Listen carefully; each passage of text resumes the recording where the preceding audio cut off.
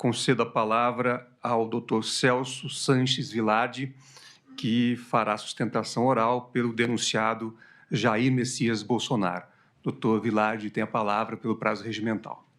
Excelentíssimo senhor presidente, ministro Cristiano Zanin, da primeira turma do Supremo Tribunal Federal, excelentíssimo senhor ministro Alexandre de Moraes, eminente relator do presente caso, excelentíssima ministra Carmen Lúcia, decana dessa turma e vice-decana do tribunal, excelentíssimo ministro Luiz Fux, excelentíssimo ministro Flávio Dino, cumprimento também o excelentíssimo Procurador-Geral da República, senhoras e senhores. Senhor presidente, eu inicio a minha sustentação dizendo que o presidente Jair Bolsonaro foi o presidente mais investigado da história do país. Uma investigação que perdurou por anos, que começa com o objetivo de investigar uma live de 4 de agosto de 2021, em que se autoriza a quebra de uma nuvem do seu ajudante de ordens, Coronel Cid, que hoje é delator, que perdura por meses essa investigação da quebra, com vários objetos diferentes. Num primeiro momento, verificava-se a live, numa investigação determinada pelo TSE. No segundo momento, investigava-se o cartão corporativo, os gastos do presidente e da então primeira-dama. Depois investigou-se até uma questão de emendas, para se chegar numa questão de vacinas. Portanto, não havia um objeto específico. E por que eu estou tratando disso, senhor presidente? Porque o inquérito das vacinas é a gênese de todo este caso, onde ocorreu a prisão e depois a colaboração do Coronel Cid. E o que se achou, senhor presidente, depois de tudo isso? Que foram determinadas buscas e apreensões, foi feita a quebra de nuvens, o presidente foi investigado, buscas e apreensões. O que se achou com o presidente? Absolutamente nada. E com todo o respeito e com toda a vênia, ilustre Procurador-Geral da República, eu contesto essa questão do documento achado no do Partido Liberal. Há, inclusive, no meu colega Paulo Bueno, uma ata notarial de que ele enviou para o presidente da República aquele documento. Então, esse documento não foi achado. Com o presidente não se achou absolutamente nada. A partir daí, restava a versão do delator, com uma minuta que estava no seu telefone tratando de uma questão de estado de sítio, e mais absolutamente nada. Então, vem a denúncia. E a denúncia é feita, efetivamente, com duas novidades. Porque, com o estado de sítio, e baseado na palavra exclusiva do delator, seria difícil a propositura de uma ação penal. Então, traz-se uma narrativa que vem, efetivamente, do começo de atos de pronunciamentos do presidente da República, pronunciamentos públicos, e depois o 8 de janeiro. Sobre esse primeiro momento, senhor presidente, eu me permito até fazer uma digressão sobre o mérito antes de tratar das preliminares, mas é importante dizer que, sobre esse primeiro momento, nós temos, efetivamente, uma acusação do Procurador-Geral da República de 2 artigos gravíssimos do Código Penal que tratam do golpe, e de golpe contra as instituições democráticas e contra o governo legitimamente eleito. Mas um minutinho só, estamos tratando de uma execução que se iniciou em dezembro de 21, tratando do crime do governo legitimamente eleito. Qual era o governo legitimamente eleito? O dele. Então, esse crime é impossível, com todo respeito. Falar-se em execução de crime contra o governo legitimamente eleito, que era o dele. O governo legitimamente eleito veio no final do ano de 22, com as eleições. Então, como se falar em tentativa, em início da execução? E mais, como se falar em início de execução por pronunciamentos e lives, quando os 2 tipos penais têm elementares do tipo a violência ou a grave ameaça? Não existia violência nem grave ameaça. Então é impossível falar dessa execução. Como eu disse, é porque não existia nenhum elemento, então começa uma narrativa a respeito de pronunciamentos públicos. Para terminar no 8 de janeiro, que nem a Polícia Federal, que utilizou como lembrou meu colega, mais de 90 vezes a expressão possivelmente, que não havia certeza, nem a Polícia Federal, que se utilizou dessas possibilidades, afirmou a participação dele no 8 de janeiro. Não há um único elemento, nem da delação. Aí me criticam porque eu digo que a delação não vale nada e estou dando...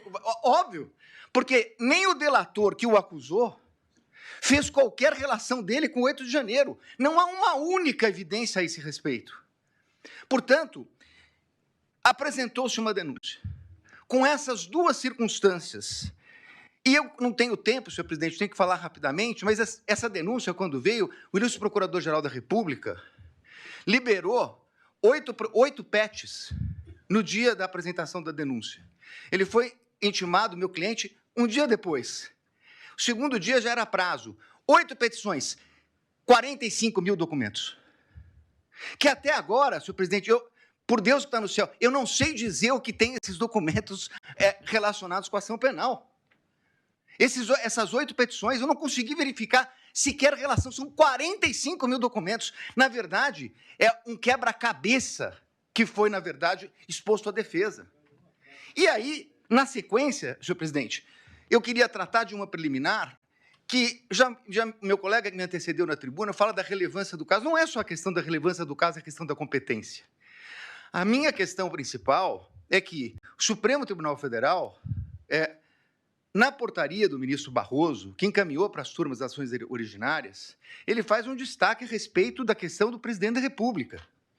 Então, o presidente da República, se crime houvesse contra o presidente da República, seria julgado pelo pleno do Supremo Tribunal Federal. Ora, se o Supremo Tribunal Federal entendeu agora, num julgamento que foi concluído recentemente, após a apresentação da denúncia, que a competência se prorroga e que os detentores de foro, ainda que deixem suas respectivas funções, passem a ocupar, saiam da prerrogativa de foro e o delito será julgado pelo Supremo, prorrogando a competência que detivera aqui no momento que ocupava o cargo. Qual era a competência? Era do pleno, porque ele era presidente da República e chegou a ser investigado como presidente da República. Muito bem. Mas, com base nisso, senhor presidente, o que nós temos nessa denúncia? A prova da defesa, substancialmente, é uma prova negativa.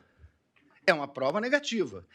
Não fez, não participou, não aderiu, não autorizou. É uma prova negativa. Então, seria muito importante, e eu reconheço, ministro Alexandre de Moraes, Vossa Excelência despachou comigo no Salão Branco, e é verdade o que Vossa Excelência coloca, que todos os elementos da denúncia, citados na denúncia e no relatório da Polícia Federal, estão nos autos. A conversa de Mauro Cid, citada na denúncia, está realmente nos autos. Nós tivemos acesso quando é escrito por escrito, quando é por áudio, por áudio. O que não está na denúncia é a completude da mídia. Como disse o meu colega que me antecedeu. Então, senhores ministros, a pergunta é o seguinte: se eu não tenho a mídia completa, nesse momento de preliminares, não seria o caso de a defesa poder suscitar, se fosse o caso, a cadeia de custódia da prova? Mas eu não tenho a completude, eu não tenho os telefones, eu não tenho as mídias. Há uma discussão muito grande a respeito desse plano punhal verde e amarelo. Há uma reunião. Seria absolutamente imprescindível verificar as demais mensagens que foram passadas naquele dia. As outras mensagens que foram passadas pelo WhatsApp. Os outros documentos que estão na mídia. É essa a reclamação da defesa. O que nós temos, e temos tudo que a denúncia citou e tudo que o relatório da Polícia Federal citou, mas esse é o recorte da acusação. Com todo respeito, a defesa tem direito a fazer o seu próprio recorte. E isso poderia impactar. Eu sei, ministro Flávio Dino, Vossa Excelência já falou aqui em outras sessões de julgamento que eu assisti, que falou hoje, nós não vamos fazer Vossa Excelências não farão um julgamento aprofundado da denúncia. É óbvio, nós estamos falando aqui de um standard mínimo, de uma verificação de possibilidade do recebimento da prova. Mas é evidente que se houvesse uma mensagem comprovando que não há nenhuma relação com o punhal verde e amarelo, teria muita importância para esse momento. Porque nós estamos falando de um recebimento de uma denúncia gravíssima, por fatos gravíssimos, que o presidente da República não tem nenhuma relação com o Punhal Verde e Amarelo, Operação Luneta, com Copa 22 e assim por diante. Então, a verificação das trocas de mensagem, a partir do momento que Correios dizem que falaram com o Comando Militar, que pediram audiência no Planalto ou na Alvorada, que tiveram lá, o que disseram? Isso não consta. É essa a importância de verificar toda a questão. Me encaminhando para o final, senhor presidente, eu gostaria de tratar a questão da delação premiada. E aqui eu queria tratar de duas questões, que inclusive estão sendo confundidas. Aliás, tudo que fala a defesa na imprensa sai de uma forma um pouco distorcida. O que foi questionado pela defesa, ministro Zanin, é o fato de que o delator rompeu com o acordo quando vazou a delação. E saiu na revista Veja. Diz ele que foi um desabafo.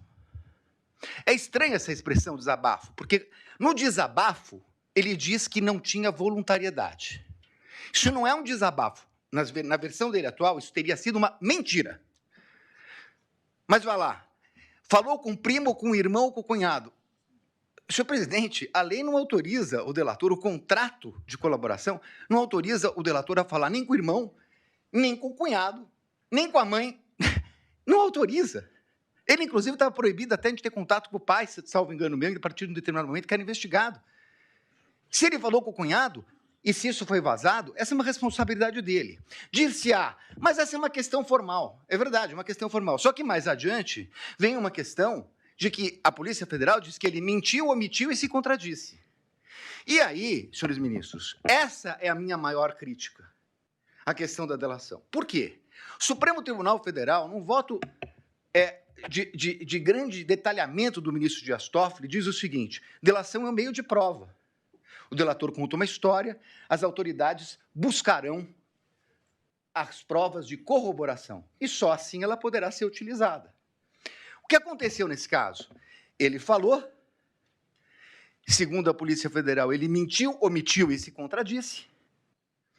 E então, há uma audiência para que ele tivesse oportunidade de se corrigir. Mas aí, com todo respeito, há uma inversão.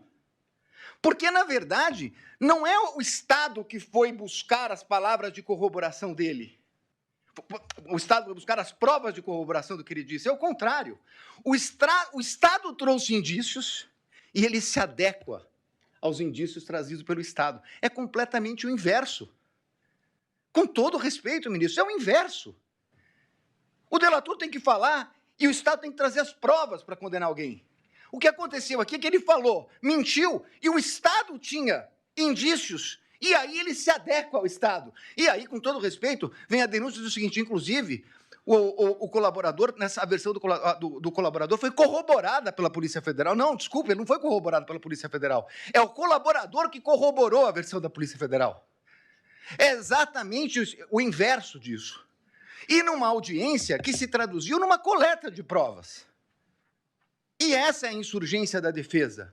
Porque, nesse momento, essa coleta só poderia ser feita, com todo respeito, pelo procurador, pela polícia, e não pelo Poder Judiciário.